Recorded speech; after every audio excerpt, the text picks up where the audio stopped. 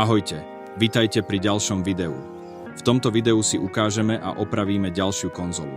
Konzola je ešte v krabici spolu s príslušenstvom, dokonca aj s návodom. Dokonca na nej ostala cenovka. Kto vie, či sú to české, slovenské koruny alebo niečo iné. Vidíme, že krabica už mala za sebou aj lepšie časy. Pozrime sa dnu.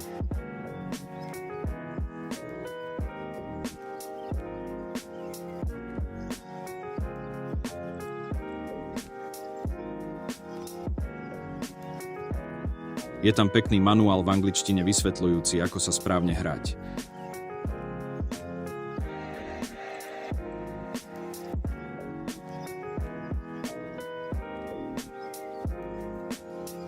Ďalej je tu aj pištol v celkom dobrom stave, keďže veľmi dobre sa stláča.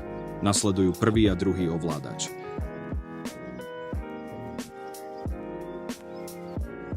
Vyzerá to tak, že jeden z nich bol viac vystavený slnku ako druhý, alebo je možné, že je to úplne iný ovládač.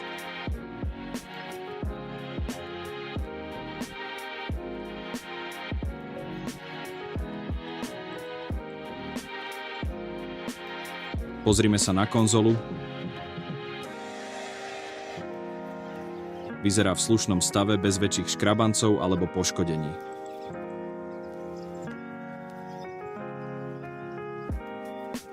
Všetko vyzerá v poriadku.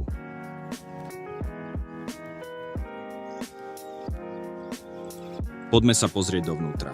Má všetky skrutky a sú pekne dotiahnuté. Vyzerá, že v nej nikto ešte nebol.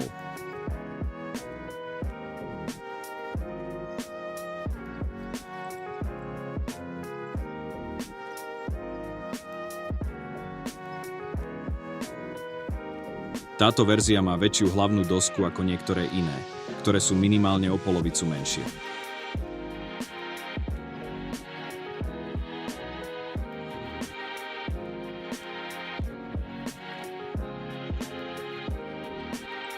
Všetko vyzerá v poriadku, žiadne vybuchnuté súčiastky ani iné problémy.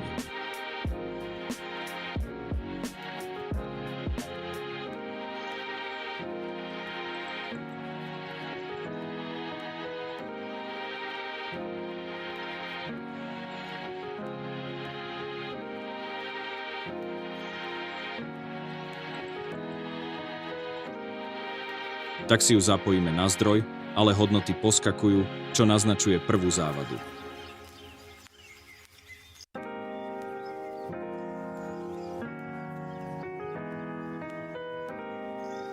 Vyťahneme dosky von.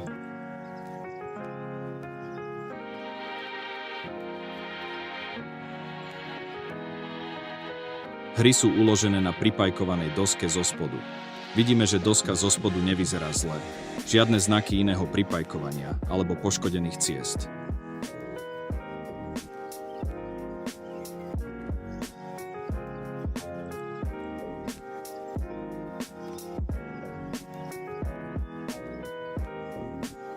Pripojíme zdroj a vidíme, že hodnoty skáču, keď hýbem s konektorom, čo znamená, že je zlý vyheganý konektor. Poďme si ho vymeniť. Začneme tým, že pridáme nový cín na spoje. Potom si nahrejeme všetky 3 plošky naraz rýchlo za sebou a je vonku. Prebytočný cín odstránime lankom.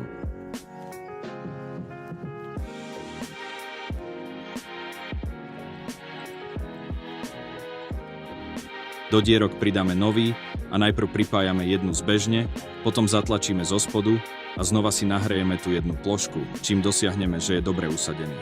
Potom už stačí iba pripájať zvyšné dve.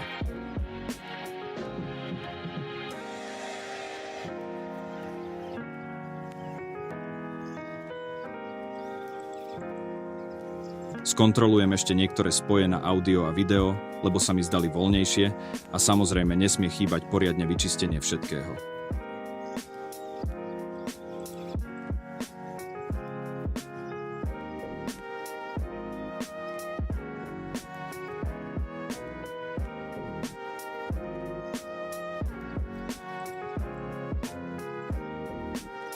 Ak sa vám video páčilo, dajte nám like, share, subscribe a uvidíme sa pri ďalšom. Teraz si poďme konzolu otestovať.